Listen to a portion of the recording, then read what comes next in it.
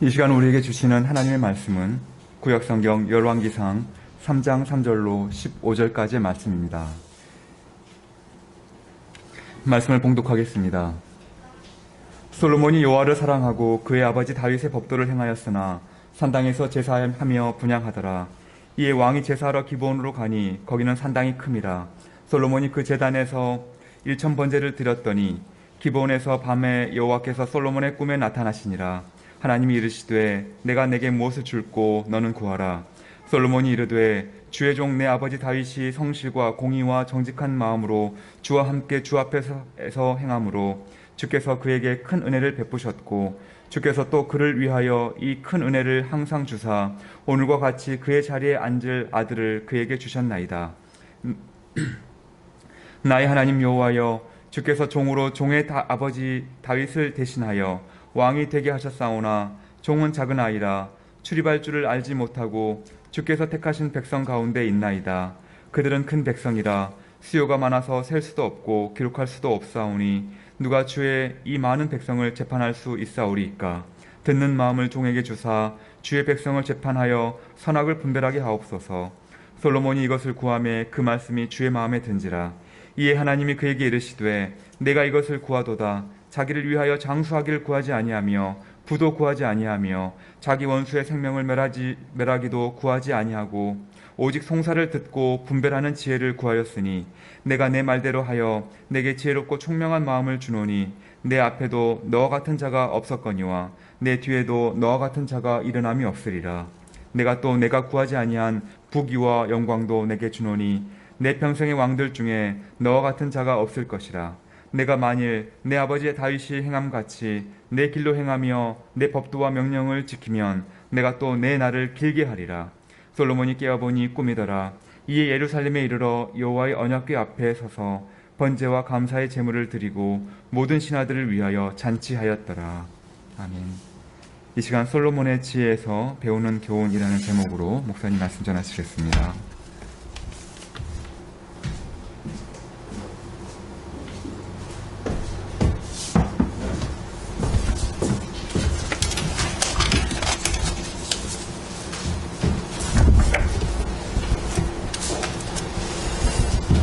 네, 오늘은 말씀 제목대로 솔로몬에 대한 말씀으로 우리 같이 은혜를 나누고자 합니다. 오늘 읽었던 말씀이요, 이 열왕기상의 말씀인데, 이 열왕기상은 그 이스라엘 왕조의 그 역대기를 기록한 거예요. 왕의 역사. 근데 특히나 이 열왕기상에 기록되어 있는 그 왕들의 역사 중에 큰 비중을 차지하는 인물이 사울, 첫째 왕, 초대 왕, 그 다음에 다윗, 그리고 오늘 보는 이 솔로몬입니다. 이 세 왕에 대한 비중이 말씀이 많이 기록이 되어 있습니다. 그만큼 중요하기 때문에 이 세 왕에 대한 기록들이 좀 잘 나와 있습니다.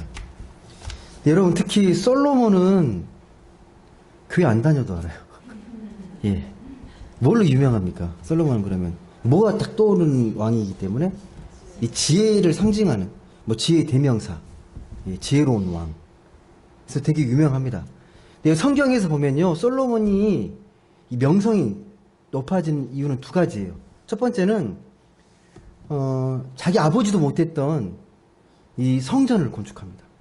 아버지가 그렇게 여호와 하나님을 모실 수 있는 성전을 건축하고자 했는데 자기 때에는 꿈을 이루지 못하고 이 아들인 솔로몬 때에 비로소 이 예루살렘 성전을 건축하게 됩니다. 근데 여러분, 이 성전 건축은요, 단지 우리 소위 말해서 교회 하나 건축하는 그런 의미가 아니에요. 예. 단지 교회 그 건물이라는 의미가 아니라 이 이스라엘에게는요, 정말 중요한 의미가 담겨 있습니다. 예. 드디어 우리가 떠돌다가 하나님을 모시게 된 거룩한 집이 생긴 거예요. 이스라엘에게는 이게 자기 마음의 고향, 전부의 생명과도 같아요. 성전을 건축한 것은 어마어마한 의미를 담고 있습니다. 특히 이 솔로몬이 이 성전을 건축하고 나서 이 유대인들에게, 이스라엘 백성들에게는요, 무엇보다도 성전을 건축한 왕으로 기록되어 있어요. 우리에게 성전을 건축한 왕. 예. 정말 귀한 의미가 담겨 있습니다. 그래서 유대 민족의 신앙을 성전 중심의 신앙이라고 말해요. 성전 중심의 신앙. 예. 성전이 없으면 안 돼요. 예. 그게 솔로몬 때에 비로소 이루어진 일입니다. 근데 이 건축으로 이 성전을 건축한 걸로 유명해졌는데 또 한 가지가 우리가 잘 아는 지혜잖아요. 지혜. 이 지혜는 성전 건축과 달리 개인적인 능력이 개인이 뛰어나서 명성이 높아진 거고 성전을 건축한 건 자기가 왕으로서 그런 정책을 추진해서 명성이 높아진 겁니다. 이게 좀 색깔이 달라요. 성전을 건축해서 이렇게 명성이 높아진 거랑 자기의 지혜가 뛰어나서 이렇게 명성이 높아진 거랑 좀 다릅니다. 그 솔로몬의 지혜가 얼마나 뛰어났냐. 이 말씀에 기록된 걸 보면요. 이 솔로몬이 지혜롭다는 소문이 원근 각지에 다 퍼져요. 이 근처의 나라들이 솔로몬이 그렇게 지혜로운 왕이라고 소문이 막 퍼집니다. 그래서 누가 찾아옵니까? 대표적인 인물이요. 스바 여왕이 찾아옵니다. 이집트에 있는 스바 여왕. 이 스바 여왕은 이집트에서도 가장 그 뛰어난 여왕 중에 한 명으로 기록된 왕인데 이 소문이 너무 들리니까 가본 거예요. 얼마나 지혜로운지. 정말 지혜로운지. 예. 그래서 한 수 배우고 가요. 이 스바 여왕이. 네, 여러분, 제가 방금 이게 간단하게 뭐 자세한 내용을 말씀 안 드렸지만 솔로몬의 이 명성이 높아진 두 가지를 말씀드렸잖아요. 성전을 건축한 것과 지혜로운 왕이라는 것. 이 이야기 중에 어느 이야기가 여러분이 더 마음에 끌리십니까? 예. 어느 이야기가 나에게 확 와닿습니까? 성전을 건축한 왕, 지혜로운 왕. 어느 게 나의 신앙에 더 유익한 것 같습니다. 더 끌리는 이야기가 어떤 스토리예요? 솔로몬이 건축한 이야기예요? 아니면 솔로몬이 정말 지혜롭다는 게 지혜. 왜 지혜가 더 끌리세요? 지혜롭고 싶어서. 예. 정말 지혜는 우리가 신앙에 뭔가 도움이 될 것 같잖아요. 신앙에 어려움이 있거나 신앙의 문제로 고민하고 갈등할 때 지혜가 필요하니까 직접적인 도움이 될 것 같은 게 지혜잖아요. 근데 성전 건축은 정말 훌륭하고 대단한 업적이긴 한데 왠지 뭐 나랑 직접적인 관련이 없는 것처럼 여겨지니까 아마 그렇게 여겨질 거예요. 대부분이 다 그렇게 생각합니다. 그래서 기도할 때 많은 그 부모들이 이 신앙을 갖고 있는 부모들이 자녀를 놓고 기도할 때 그렇게 기도하거든요. 솔로몬과 같이 지혜로운 아이가 되게 해달라고. 또 추가시키면 다윗과 같이 영맹스러운 아이가 되게 해달라고 그렇게 기도를 합니다. 이 대표적인 인물이죠. 다윗과 솔로몬, 특히 솔로몬의 지혜를 많이 구합니다. 그리고 솔로몬이 지혜로워진 게 되게 감동적이잖아요. 그냥 가만히 있는데 지혜가 떨어진 게 아니고 오늘 말씀을 읽었잖아요. 어떻게 지혜가 주어집니까? 무엇으로? 뭘 했다고요? 지혜를 얻기 위해서? 솔로몬이 뭘 합니까? 어떤 행위를 한 거예요? 지혜를 얻고자. 오늘 말씀을 보시게 되면 솔로몬이 제사 드리잖아, 하나님께. 무슨 제사? 번제. 번제는 이 동물을 태워서 드리는 제사인데 몇 번 번제? 그 유명한 1000번제 드렸다고. 1000번제. 솔로몬이 하나님께 지혜를 얻기 위해서 1000번제를 드렸대요. 1000번제. 여러분 이게 좀 감이 잡히십니까? 감이 잡히세요? 1000번제 드렸다는 게? 여러분 이 이야기는 우리 신앙인들에게 매우 인기가 많은 이야기예요. 정말 인기가 많습니다. 와, 솔로몬이 1000번제를 드릴 정도로 지극정성으로 하나님께 예배하고 제사 드려서 지혜를 얻었다. 되게 귀감이 되는 감동적인 스토리로 우리가 이해합니다. 여러분 근데 그 이전에 솔로몬이 이제 다윗에 이어서 왕이 됐는데 왕이 되고 나서 제일 먼저 한 일이 뭔지 아세요? 제일 먼저 오늘 이야기예요. 제일 먼저 왕으로 등극한 다음에 이 산당에 가서 이 제사를 드린 거예요. 1000번제. 기브온이라는 산당 가서 하나님께 1000번제를 드린 겁니다. 여러분 참고로 이때는 아직 성전이 없어요. 성전을 짓기 전이에요. 그래서 각 지역마다 산당이 있었어요. 하나님께 드리는 제사를 드릴 수 있는 산당이 있었는데 이 예루살렘에서 가까운 산당이 기브온이에요. 그리고 기부원에서 이 제사를 드린 거예요. 기부원에서. 아까 잠깐 말씀드렸지만 한국교회에서는 이 일천번제에 대해서 되게 특별한 애정을 갖고 해석을 합니다. 일천번제. 솔로몬이 일천번제를 드릴 정도로 정성과 열정으로 하나님께 예비하고 지혜를 얻고 부와 명예를 얻었다. 여러분도 솔로몬을 배워서 솔로몬을 닮아가라. 그러면서 새롭게 만들어진 헌금이 있어요. 그 일천번제 헌금이라고 있어요. 많은 한국 교회에서 하고 있어요. 어떻게 하는 거냐면 교회 올 때마다 예배 드릴 때마다 이 헌금을 드리는데 번호를 매기는 거죠. 1번, 2번, 3번, 4번, 5번, 1000번까지 드리는 거예요. 1000번. 뭐 여러분 그냥 뭐 산술적이긴 하지만 만약 여러분 한 번 드릴 때마다 예를 들어서 10,000원을 헌금한다. 그럼 1000번 드리면 1000,000원을 헌금하신 거예요. 1000원을 이렇게 되면 100만 꽤 큰 금액이죠. 여러분 이 헌금에 대해서 여러분은 감동이 오십니까? 그 마음과 정성에 대해서 어떠세요? 1000번 헌금을 드리는 것. 여러분 이거 함부로 매도해서는 안 돼요. 순수한 마음으로 정말 마음과 정성을 다해 하나님께 드리는 거기 때문에 그 자체를 매도해서는 안 됩니다. 근데 중요한 건 뭐냐면 이 순수한 열정의 방향이에요. 정말 하나님을 향한 마음인데 그 마음의 방향이 자칫 잘못되면 신앙이 왜곡돼요. 여러분 열정으로만 따지면 가장 뛰어난 자들이 이단이에요. 따라갈 수가 없습니다, 여러분. 그들은요 우선순위가 그 이단의 포교예요. 그래서 뭐 휴가를 내든 휴직을 내든 간에 거기에 모든 걸 쏟습니다. 포교 활동에. 예. 그 열정을 여러분 따라갈 수가 없습니다. 그런 의미에서 여러분 이 일천번제에 대한 의미를 그렇게 문자적으로 보시게 되면 많은 위험성이 따릅니다. 신앙을 왜곡할 위험성이 따릅니다. 이 일천번제에 대한 성서학자들의 그래서 이걸 되게 신중하게 조심히 해석을 합니다. 이 성서학자들이요. 일천번제가 무엇일까? 천번이라는 게 무슨 의미일까? 여러분 당시를 고증해 보면요. 이 산당에서 이 번제를 드릴 때 동물을 태워 죽이는데 소와 뭐 양이나 염소를 태워서 하나님 제사를 드리는 건데요. 이 산당의 크기나 그 뭐 범위를 봤을 때에 한꺼번에 1000마리를 드릴 수도 없고요. 한 마리 드릴 수 없고 한 마리씩 드리게 되는데 한 마리씩 드리더라도 하루에 10마리 이상 드리기 어렵습니다. 10마리를 태워 제사 드리는 건 어렵습니다. 이 일천번제가 대부분의 성서학자들은요 1000번 드렸다는 게 아니라 1000마리를 드린 숫자를 의미하는 건데 그 숫자의 의미도 당시 고대 근동의 기록의 특징이 뭐냐면 우리처럼 엄밀하게 과학적으로 기록하는 게 아니고 과장법이에요.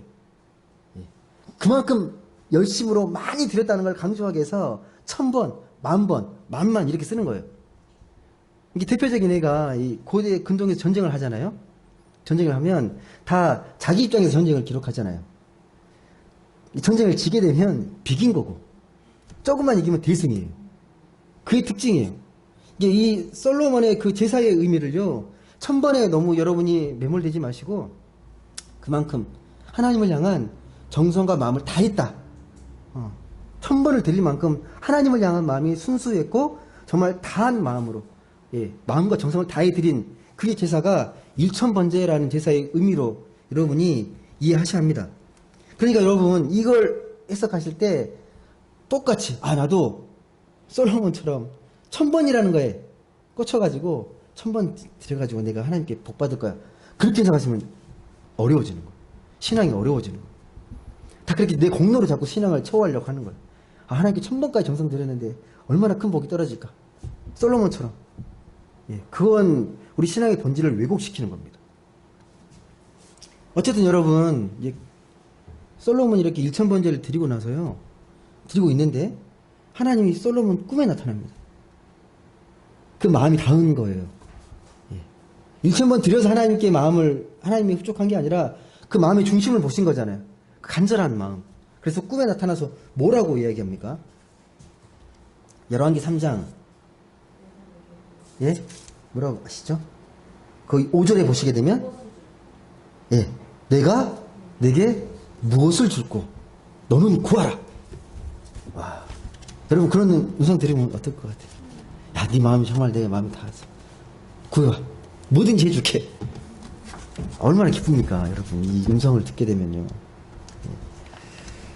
여러분 뭘 구하시겠습니까? 뭐 지혜라는 걸 알기 전 그냥 백지 상태에서 정말 하나님 간절히 내가 내 소원을 구하면서 하나님께서 이렇게 말씀하시는 거예요. 너 마음 충분히 내가 알았어. 너는 뭘 구하고 싶어? 뭐든지 구해. 내가 무엇을 줄까? 여러분 뭘 구하시겠습니까? 뭘 구하실 것 같으세요? 지금 뭘 구하세요? 여러분 기도하실 때 간절히 구하는 기도 제목이 어떤 거죠? 꿈을 이루게 해달라고. 예. 솔로몬도 꿈이 있잖아요. 꿈을 위해서 기도한 거잖아요. 왕이 됐어요. 왕이 됐는데 왕이 될 때 가장 필요한 게 뭘까 고민했을 거 아닙니까? 근데 솔로몬은 뭘 찾은 거예요? 나라를 잘 다스리고 백성들을 잘 돌보기 위해서 뭐가 필요하다? 지혜가 필요하다고 이야기하는 거잖아요. 저에게 지혜를 주세요. 라고 해요. 지혜를 주세요.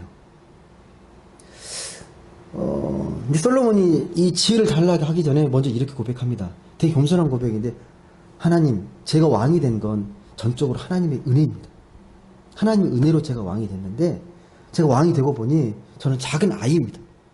매우 겸손한 편이에요. 출입을 못합니다. 어디가 어딘지 사방을 분별하지 못하는 그런 아이와 같은 존재인데, 이 수많은 백성들을, 이 큰 나라를 제가 어떻게 다스립니까? 하나님, 저에게 지혜를 주세요. 라고 말합니다. 그러면서 듣는 마음이 필요하오니, 듣는 마음. 여러분, 지혜는요, 그래서 잘 들으면서 와요. 잘 들으면 지혜가 생깁니다. 말씀을 잘 듣게 되면 지혜를 깨닫게 되고, 누군가의 말을 잘 듣게 되면 그 사람의 마음을 깊이 이해하고 공감하게 됩니다. 솔로몬도 그런 마음이에요. 듣는 마음. 듣는 마음을 통해서 지혜를 얻고자 하나님께 지혜를 구합니다. 하나님이 이 답변을 듣고 매우 흡족해 하세요. 매우 흡족해 하십니다. 그 장면이 있거든요. 한번 보시겠습니까?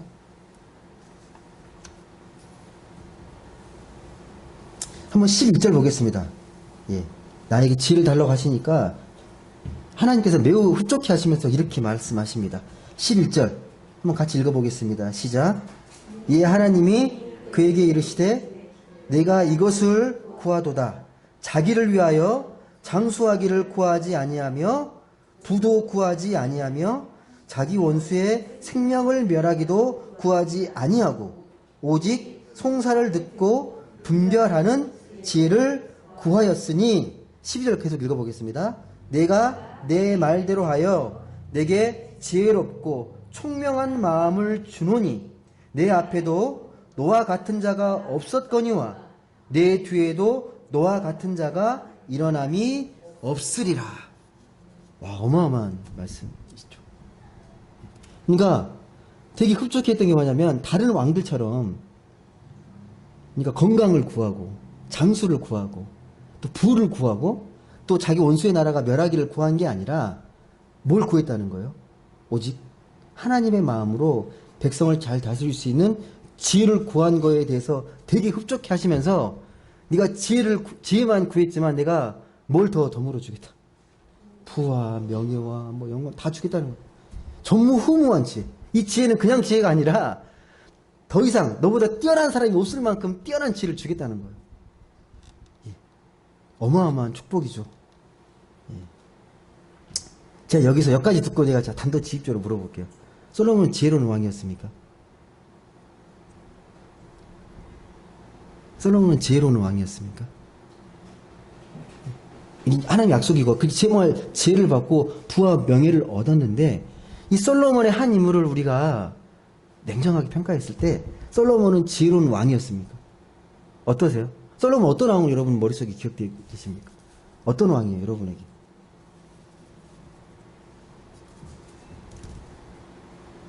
당시에 정말 지혜로운 왕인 게 맞아요.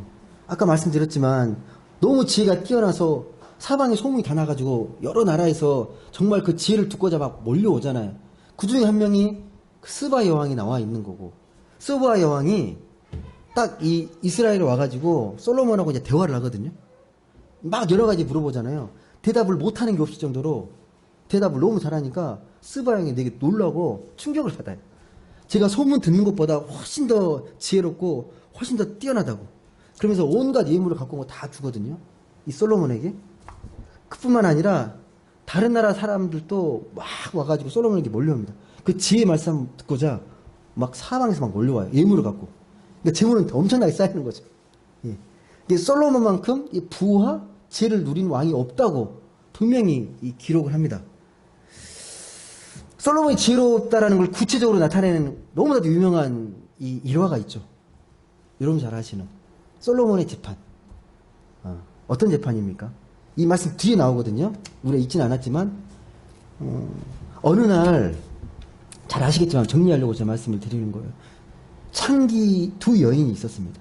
이 두 여인이 아들을 낳아요. 아들을 낳았는데 사흘 간격으로 아들을 낳습니다. 근데 얼마 지나지 않아서 아침에 일어나 보니까 아이가 죽어 있죠. 한 명 아이가. 그리고 죽은 아이의 엄마가 산자의 그 아기를 바꿔치기 한 거예요. 바꿔치기 했어요. 여러분 지금은 여러분 이해 안 되겠, 당시에는 유전자 감식이 없잖아요. 예, 본 사람도 없고, 이거 어떻게 할 수가 없어요. 방법이 없어요. 그래서 이제 재판을 청한 거죠. 그 아이가 누구의 아이인지. 찬찬히 듣다가 이제 솔로몬이 어떤 결론을 내립니까? 그러면 어떻게 하라? 칼을 갖고 와라. 예. 그래서 칼로 어떻게 하라고요? 그 아이를 반 뚝 잘라가지고 똑같이 잘라서 반틈은 예, 한 아이의 엄마에게 또 반틈은 또 한 아이의 엄마에게 주라는 거예요. 그러자 어떤 반응이 나타납니다. 잘 아시는 대로. 예. 한 엄마가 기겁을 하면서 그러지 마시라고. 그냥 그 아이의 엄마에게 주라고. 그렇게 얘기하죠. 근데 그 이야기를 듣고서 이제 판결을 내리죠. 이 아이의 진짜 엄마는 누구다. 아이를 주라고 하는 엄마가 진짜 엄마니까 이 아이에게 아이를 주라고. 정말 놀라운 지혜로운 판결입니다. 이 판결이 있고 나서요, 이스라엘에서 솔로몬을 엄청 두려워하기 시작합니다. 왜? 솔로몬의 그 판결 속에 하나님의 지혜를 깨닫게 됩니다. 그래서 솔로몬을 매우 매우 두려워하기 시작합니다. 지혜로운 왕. 예. 함부로 해서는 안 되는 왕. 예. 여러분, 솔로몬의 이야기가요, 오늘 읽었더니 3장부터 11장까지 이어지거든요. 꽤 많은 분량이에요. 한 왕에 대해서 3장부터 11장까지 엄청나게 기록을 합니다. 그는 정말 지혜롭고 재물도 많았고 엄청난 명예를 누렸다. 믿음도 좋은 왕이다. 이 솔로몬의 칭찬이 엄청 가득해요. 3장에서 10장까지 보시게 되면. 그리고 무엇보다도 믿음이 좋을 뿐만 아니라 하나님 앞에서 자신을 낮출 줄 아는 겸손한 왕이었다. 이게 3장부터 10장까지 이 열왕기에 기록되어 있는 솔로몬에 대한 평가입니다. 그렇게 칭찬받던 왕이요. 11장 보시게 되면 반전이 일어나요. 11장부터.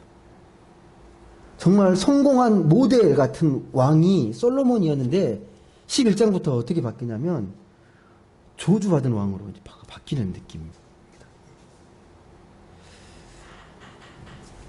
솔로몬은 정말 업적이 많거든요. 뭐 지혜로울 뿐만 아니라 성전도 건축하고 또 업적이 어마어마하게 많습니다. 땅덩어리도 솔로몬 때 가장 커요. 영토가요. 그리고 여러분이 읽는 말씀 중에 지혜 문서 있죠.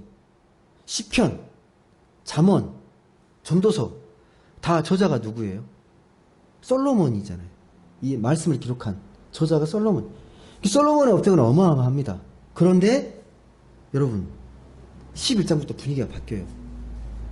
여러분 이 10장까지 이야기를 봤을 때는 솔로몬에 대해서 어떤 느낌을 받으세요? 이 솔로몬에 대한 이야기를 보면서 이 솔로몬의 이야기를 통해서 뭘 느끼십니까? 믿음으로 큰 축복받은 왕. 네. 그래서 우리도 어떻게? 솔로몬처럼 지혜를 구해서 멋진 인생 살아야 되지 않냐. 그런 마음 들지 않으세요? 그런 마음이 들잖아요. 근데 다시 말씀드리지만 그런 왕처럼 느껴졌는데 10장까지 분위기가 11장부터 오게 되면 분위기가 확 바뀌고 거의 저주에 가까운 비판을 받게 됩니다. 왜 그럴까요? 11장부터 뭐가 기록되는지 아세요, 여러분? 이 솔로몬에 대해서 11장부터 이방 여인에 대해서 자꾸 이제 기록하기 시작합니다.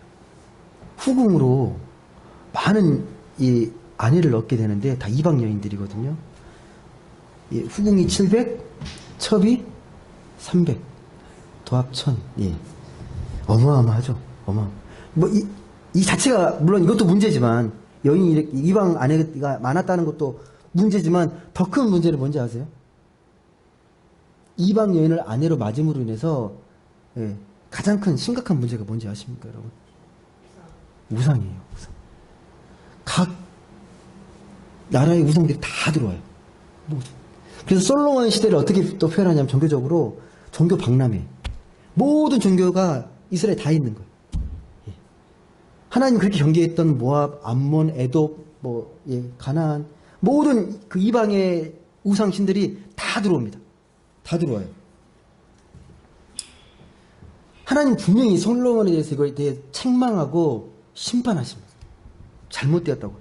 하나님께서 그렇게 금하던 걸 너가 했기 때문에 너는 심판받는다고. 분명히 말씀하십니다. 그 심판의 내용이 뭔지 아십니까, 여러분?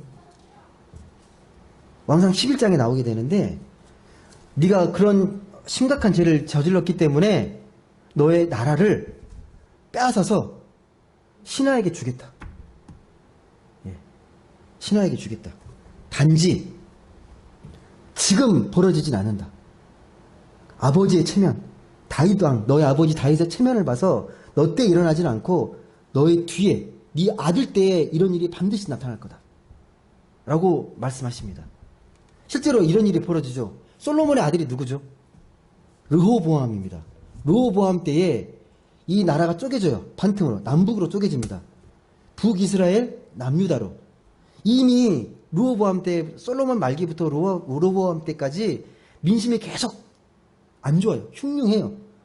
예, 되게 안 좋습니다.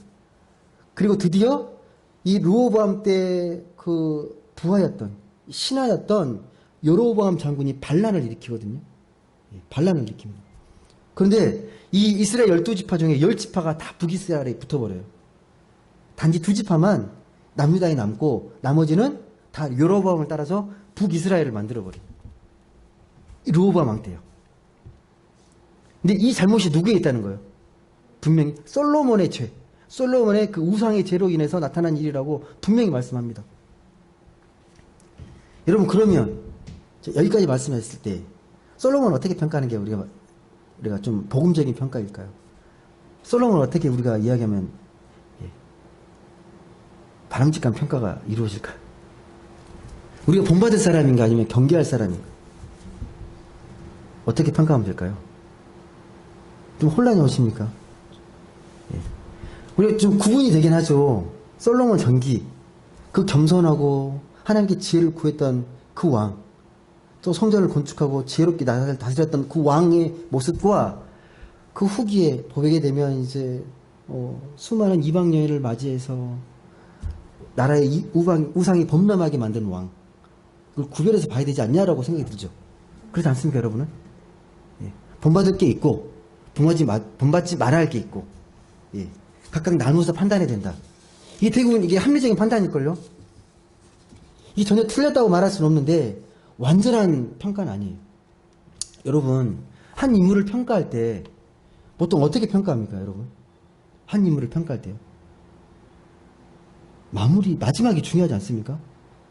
아무리 훌륭하게 했더라도 마지막이 끝이 좋지 않으면 다 허물어지잖아요.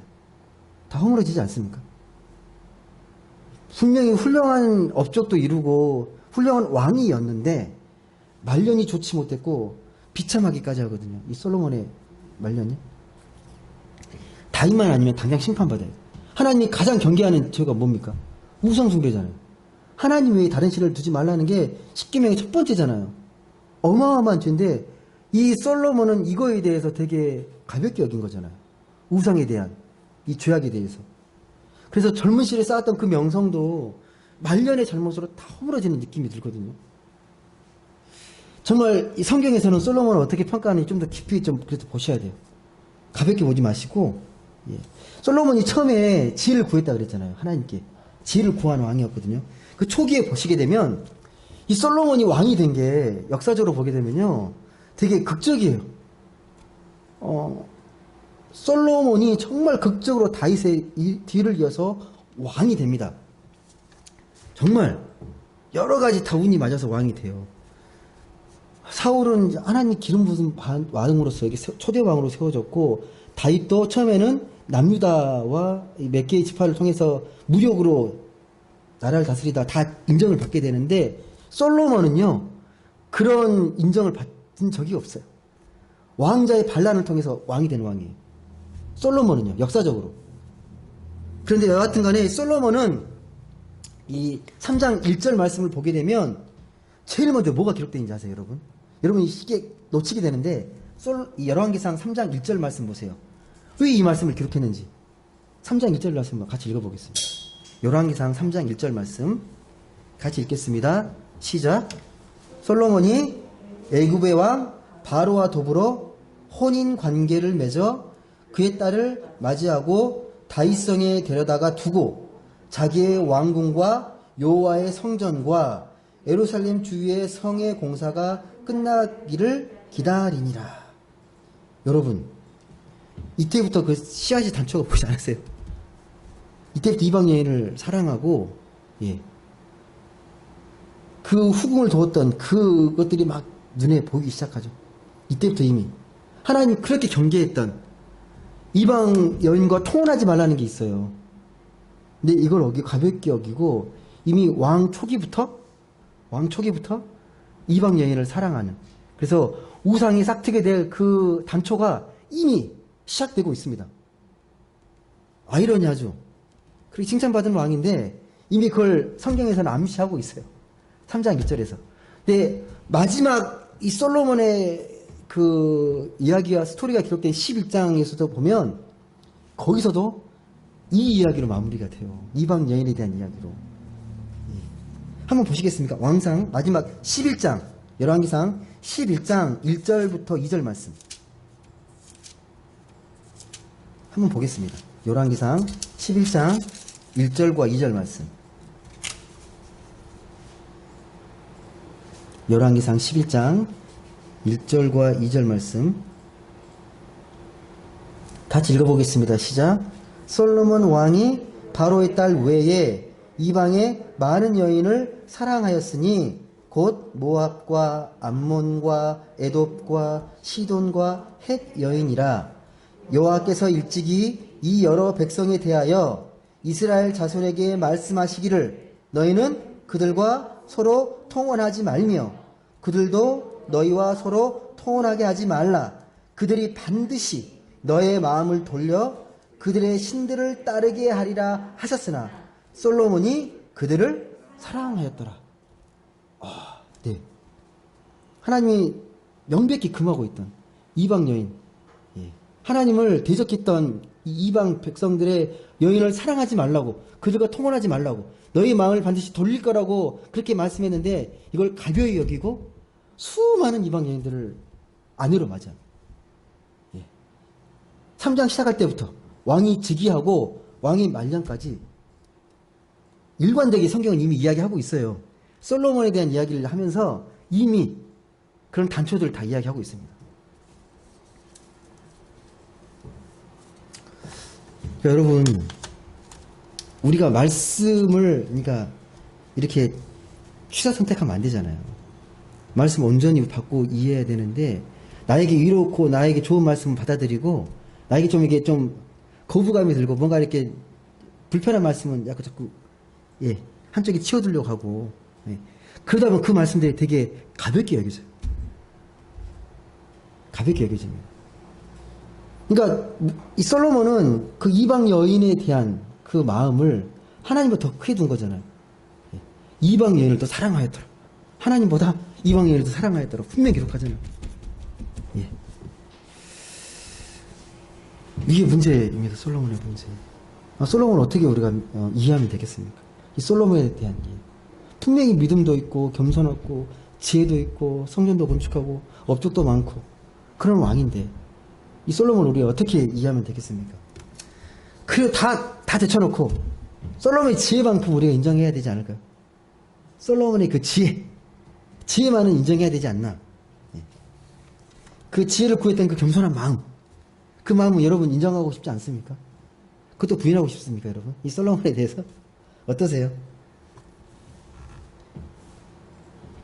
다시 말씀드리면 지혜를 구했던 목적이 뭐였습니까? 솔로몬이 자신의 유익을 위해서 구한 게 아니잖아요.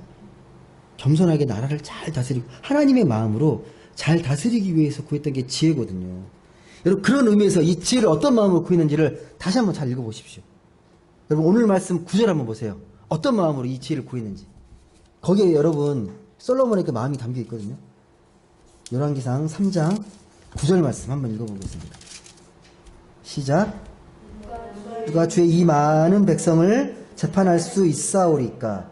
듣는 마음을 종에게 주사 주의 백성을 재판하여 선악을 분별하게 하옵소서. 여러분, 이 지혜를 구하는데 왜 지혜를 구하는 거예요? 예. 뭘 하기 위해서? 말씀 보시면 뭘 하기 위해서요? 선악을 분별하기 위해서 지혜를 구한 거거든요. 선악을 분별하기 위해서. 어디서 많이 들어본 말씀 아니에요? 선악 분별 어디서 들어본 말씀 아니에요? 창세기 3장 보시게 되면 아담과 하와가 선악과를 따먹기 전에 뱀에게 유혹을 받습니다.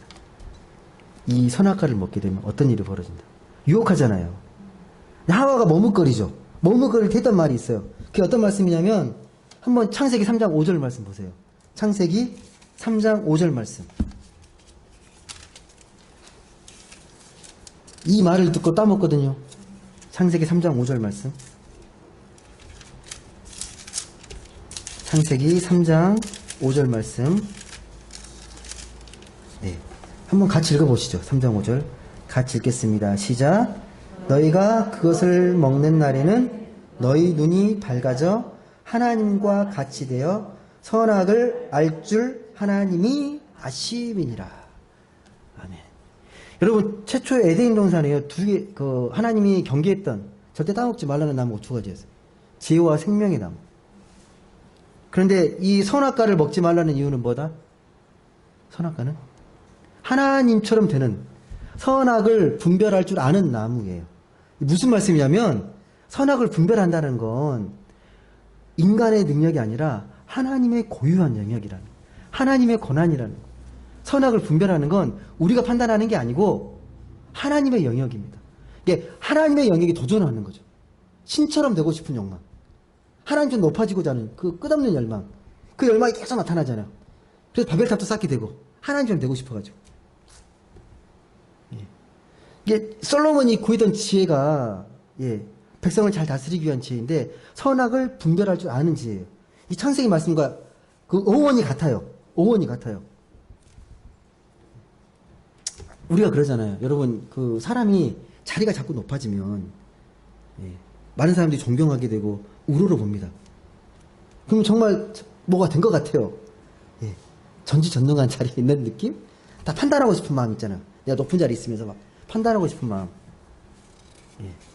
당시 왕들도 그래요. 왕들도요. 그래서 자기가 신이라고 하잖아요. 왕의 자리에 오르게 되면 신의 대리자, 뭐 신의 아들 막 그렇게 얘기하잖아요. 높은 자리에서. 그러니까 그 혹시 영화 300 보셨어요? 영화 300? 그 페르시아 왕이 뭐라고 그래? 자기를 나는 자비롭다. 막 신처럼 이야기하잖아요. 신처럼 나는 자비로운 인간이 아니에요. 신이에요. 신.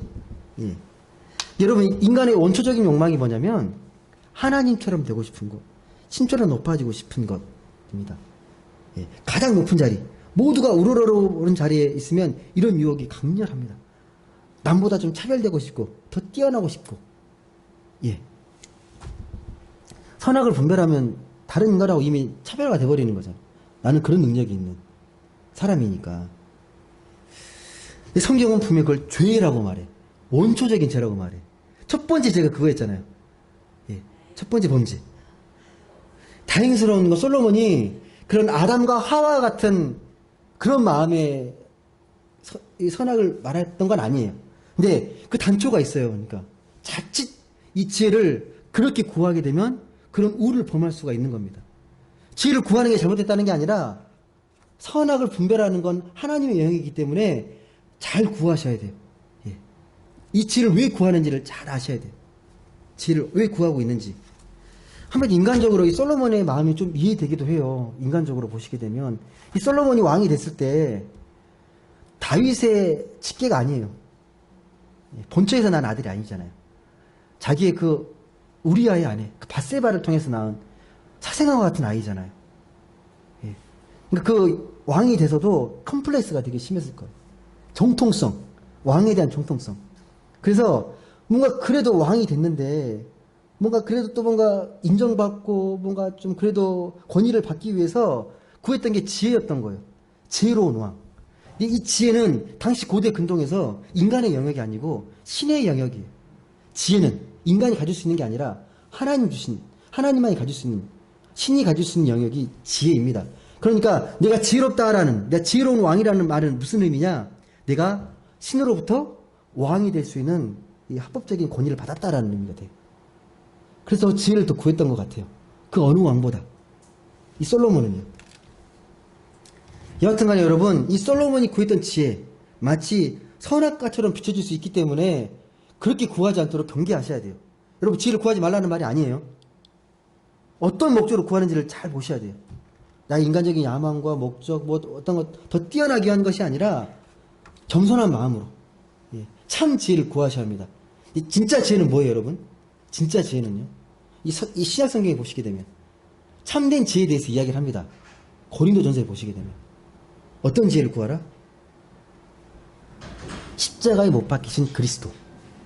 그리스도 외에는 참 지혜가 없다라고 말을 합니다. 유대인들에게는 꺼리는 거고 이방인들에게는 어떤 미련한 것이지만 이 십자가에 못 박힌 그리스도가 하나님의 참 지혜라고 말씀합니다. 그 안에 진짜 지혜가 담겨 있고 생명이 있다라고 말을 합니다. 바울이 그러잖아요. 자기가 모든 배웠던 지식과 이런 걸 다 배설물로 여긴다. 예수 그리스도를 알고 난부터는 예수만이 참된 생명이요 지식이라고 말을 하거든요. 진짜 지혜는 그래서 말씀을 잘 듣고 그 말씀의 은혜를 깨달으면서 말씀의 은혜대로 살아가는 게 진짜 지혜입니다. 여러분, 그 지혜의 말씀에 우리 영혼의 귀를 열고 내 영혼을 맡기시면 좋겠습니다. 말씀을 맺겠습니다. 여러분, 오늘 말씀에 진짜 교훈이 있어요. 이 솔로몬의 그 지혜를 구했던 겸손한 마음을 우리가 본받겠지만 참 지혜를 구하셔야 합니다. 솔로몬처럼 자칫 잘못된 지혜를 구하는 게 아니라 예수를 믿고 그 십자가에 못 박힌 예수 그리스도를 통한 참 지혜, 참 생명의 말씀을 우리가 믿고 순종하는 게 진짜 지혜라는 거예요. 그 지혜를 통해서 우리가 불안하지 않고 참된 기쁨과 평안을 얻을 수 있습니다. 그런 지혜로 우리가 참 기쁨과 만족과 하나님 안에서의 참 행복을 누리고 살아가는 모든 분들 되시길 주님의 이름으로 간절히 소망합니다. 기도드리겠습니다.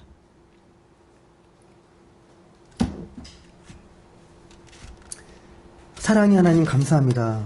오늘도 귀한 이 복된 예배 시간에 함께 예배하게 하시니 감사합니다.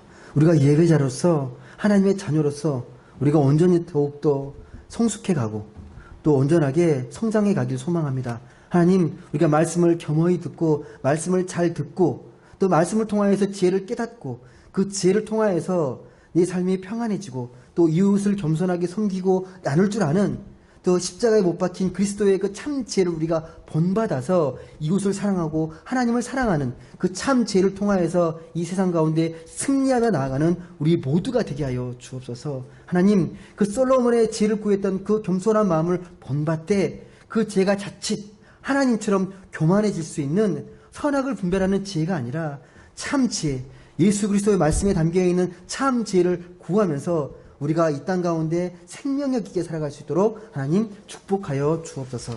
감사드리며 사랑이 많으신 예수님의 이름으로 기도드립니다. 아멘. 다 같이 찬송가 29장 찬송 드리겠습니다.